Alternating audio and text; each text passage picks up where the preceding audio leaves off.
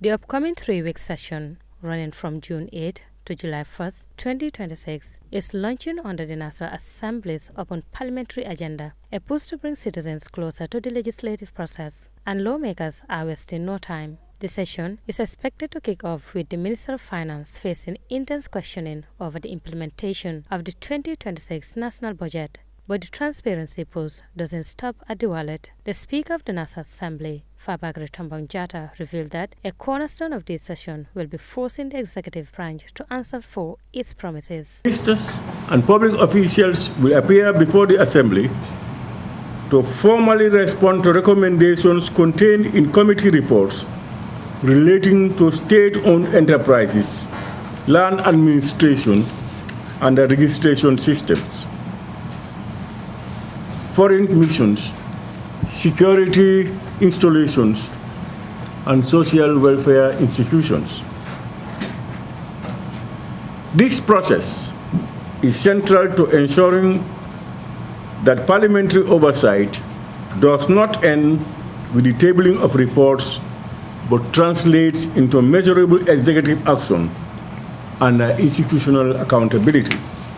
To back that up, Parliament is set to debate a major institutional reform, the creation of a new standing committee on government assurances. This permanent watchdog will officially track and monitor every single promise made by ministers on the floor of the Parliament to ensure they actually follow through. Proposed reform presents a major step towards institutionalizing follow-up mechanisms and strengthening executive accountability.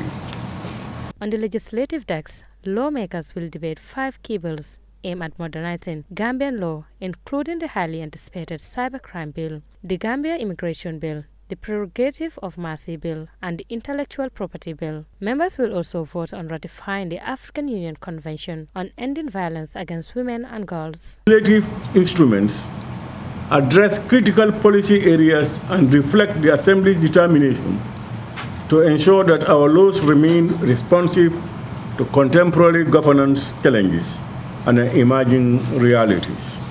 Mark your calendars for Tuesday, June 30th. That is when the Vice President of the Gambia is scheduled to deliver the government's formal response to the investigation into how assets from the Jana Commission of Inquiry were sold and disposed of. An important moment in the Assembly's oversight journey and reaffirm Parliament's constitutional responsibility as the guardian of public accountability and the protector of the public interest.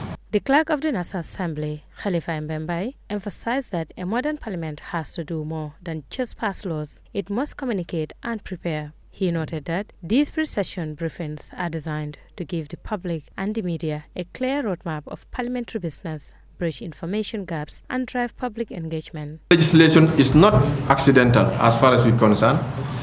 It is the product of a deliberate and well-structured parliamentary process. For us, at the technical level, a central feature of this session will be the continued strengthening of parliamentary oversight. Ministerial engagements, including oral statements and replies under the standing orders of the Assembly.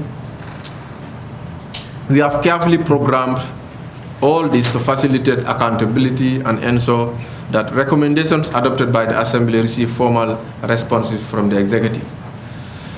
This oversight mechanism remains critical to strengthening transparency, promoting responsiveness, and ensuring effective implementation of parliamentary resolution. The National Assembly is encouraging fair and comprehensive media coverage to ensure citizens from Banjul to Basse and those in the diaspora can follow the deliberations in real time.